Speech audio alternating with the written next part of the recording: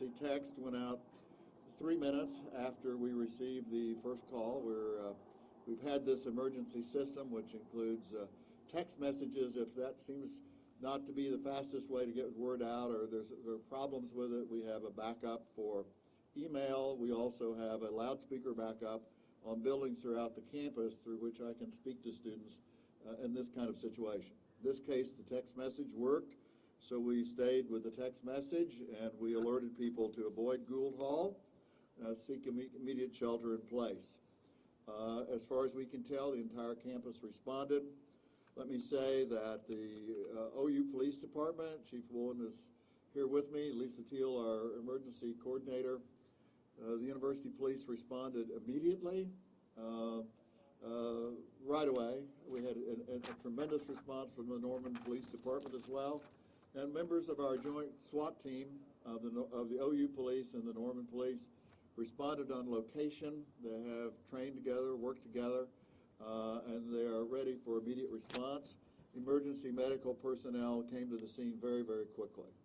So from our point of view, it was very reassuring to us that all systems worked well, that all faculty members, all students involved certainly played their roles very well, and I'm appreciative of all of those efforts of all the people who responded and who acted. Gould Hall has been completely searched by the police units and the SWAT team from bottom to top. Nothing has been found, no shooter has been found, and I said no evidence of firing of shots has been found either in or outside the surrounding area of the building. We resumed normal campus operations.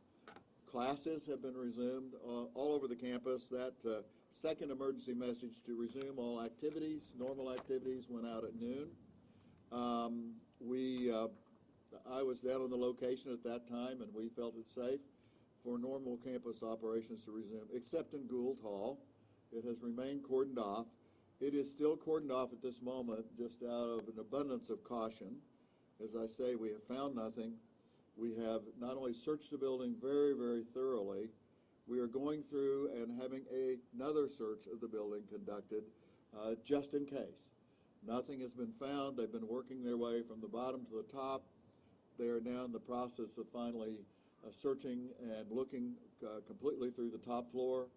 We do hope that later in the day, hopefully very soon, we'll be able to resume activities in Gould Hall.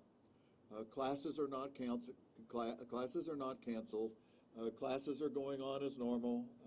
We gave that message, especially in all other buildings except Gould Hall. And as soon as we finish the additional search of Gould Hall, we'll resume our activities in Gould Hall. So again, I want to thank members of the university community, our law enforcement officers, medical personnel, and all others for responding so well to the situation. We've seen, of course, in recent hours and recent days, situations at other universities and at schools, and we know that creates an alarming environment for us. We can never take these kinds of reports lightly. The faculty member did exactly the right thing.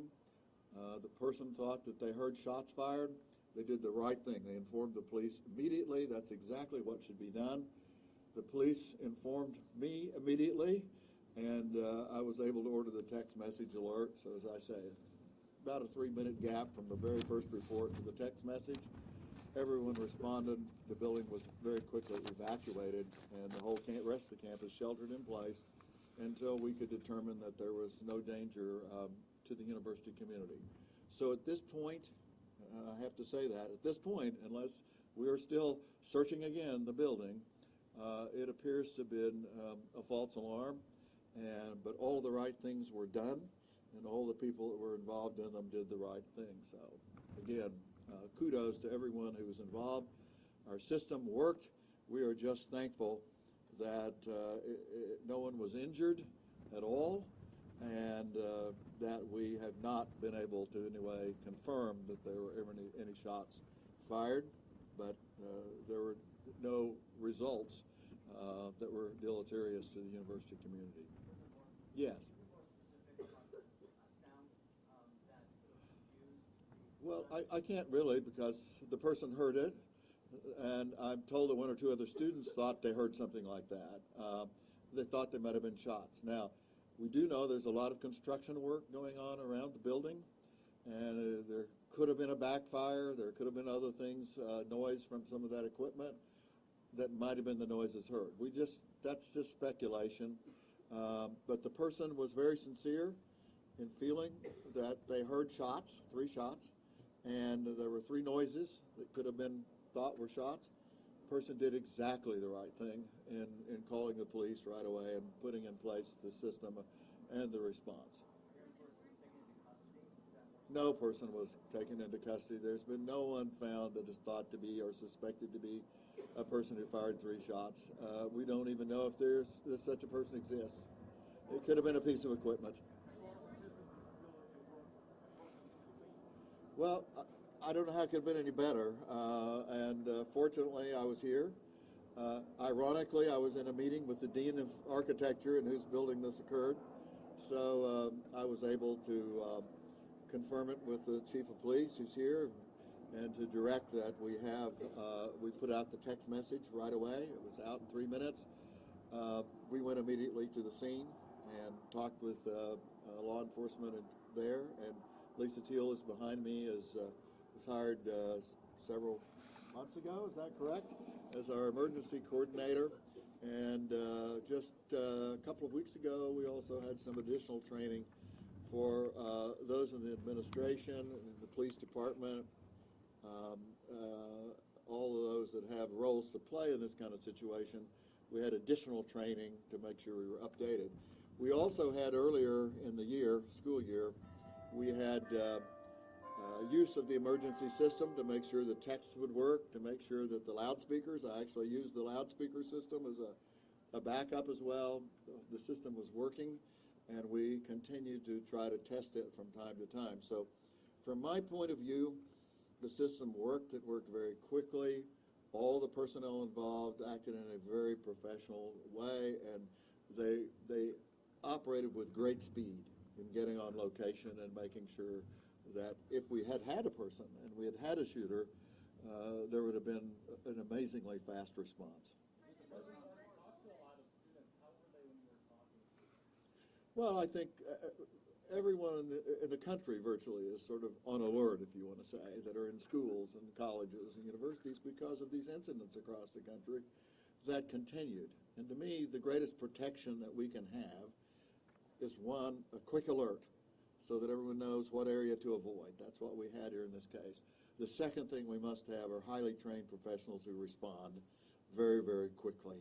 Those are the best protections we can have in this kind of situation, and we had that kind of response.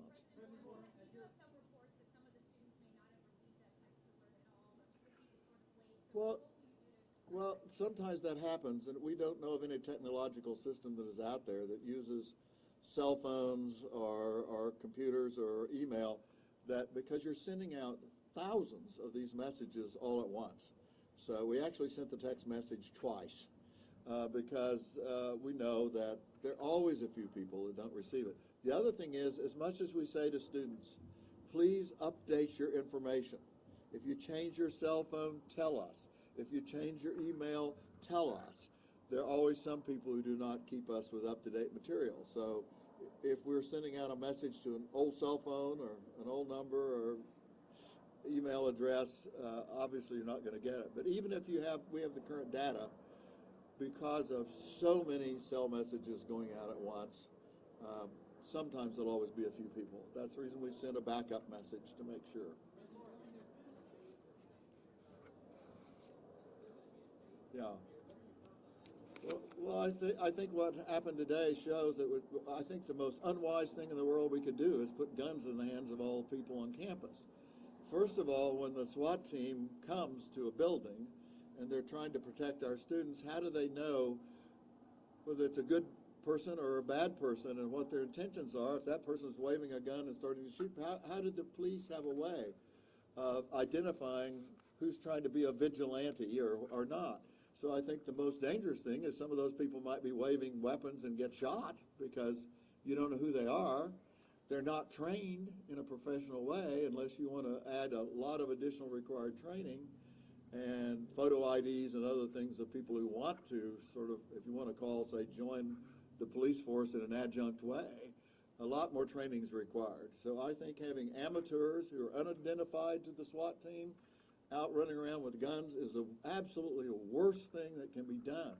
And I feel such a sense of responsibility to the safety of our students that I am strongly, I can't say how strongly I am opposed to arming people and putting guns in the hands of people who don't have specialized training to respond to this kind of incident.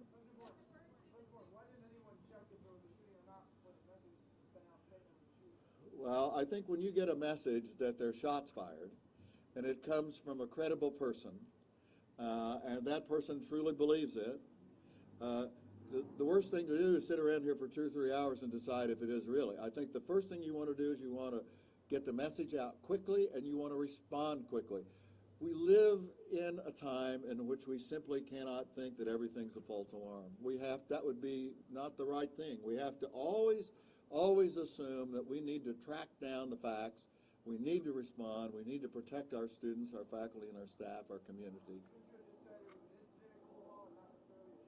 I would say it's an incident, but it was reported as shots fired.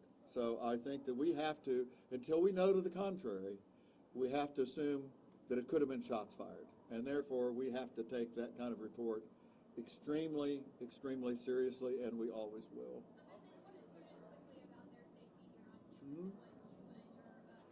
Well, I think that how students should feel is that they should feel that we have in place a very, very strong system to protect them in every way. We have people that are trained, we have communications devices, so if anything, I think this incident should strengthen the view of our students that they're in a safe environment, because I don't think that this could have been responded to with any more speed or any more effectively.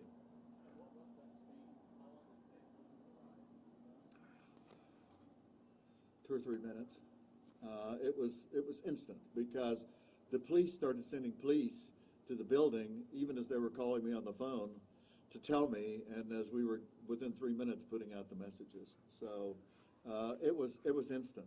There were police on the scene, and let me say, if we are able to open the building later this afternoon, we finish the additional searches, and again, we want to err on the side of caution. We will be maintaining in the vicinity of the building and in the building some additional security, certainly for the remainder of the day. But the rest of the campus we feel is perfectly safe, and at this point we feel Gould Hall is as well, but we want to just double check everything.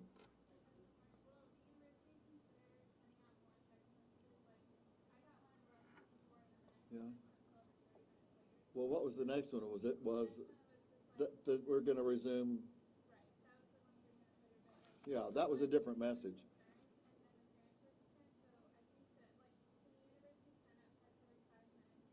Well, we'll try to, but we don't want to clog the system on making sure that someone gets the first message. So we're going to follow the advice of those who've installed the system, who service it, whose technology it is. And they advise against jamming the system by sending out too many messages. So we send out the messages we think were essential. We did find, even in our office we get the message, so we look to see if we've gotten the message. That not everybody got the message, so we sent it out again in hopes we would get as close to 100% as we can. The other thing is, if you reach most of the university community, the people that are on campus all talk to each other right away. So you're going to, I just got this text message, even if it was 30 seconds before you got yours, you're going to know about it usually from another student or someone else. So I just feel that it's been handled well, and of course we are thankful that it appears to be a false alarm. We're thankful that there were no injuries, and my message to the students would be that the system functioned well, and all the individuals in it, as far as we know, functioned well, extremely well, and that our students, if anything, because of this, it's been a good training period for us as we responded to it, and I believe that we've shown we're creating a safe environment at the university. No, I haven't, and I must say that's a bit of hearsay. The only person we know is we do know that a faculty member, and I don't think it appropriate for me to reveal the name of the faculty member. We do know that the faculty member made this report, and I just heard when I was walking down there around that someone said, "Oh, I heard another student heard it or something too," but I can't confirm that. That's just what someone told me. But undoubtedly, the faculty member thought they heard gunshots, but you just can't tell. There are a lot of things going on down there right now, especially as we're working on Scholars Walk and the pedestrian walkway that used to be a street. There are a lot of construction sounds, and sometimes those sounds can sound like other things. So,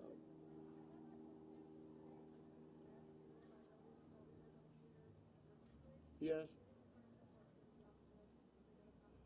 Oh, they can always go to um, our Goddard Goddard Health Center, and we do have available counseling services as well as other health services available through Goddard. And we have had, I might say also, and we have had for years, even before the incident at Virginia Tech and other incidents that have occurred otherwise in the country over the last few years, we've had what we call a threat assessment committee composed of various administrators. They keep me posted every time there's a report, and we always ask students, faculty, staff to report suspicious behavior or anyone acting strangely or seeming to have problems. The Threat Assessment Committee evaluates those situations continuously. We've been doing that for a number of years. And so no system is foolproof. And it's impossible, whether it's in your home or anyplace else, to create a 100% safe environment. But let me say, we try to come as close to that as we can. And we're very dedicated to that. And as we learn things, we'll do an after-action review. We'll call the people together who are the essential personnel, see if any of them saw anything. We'll recheck the technological systems we use, and we'll, in essence, do an after-action review. But so far, we've not spotted any problems with the response.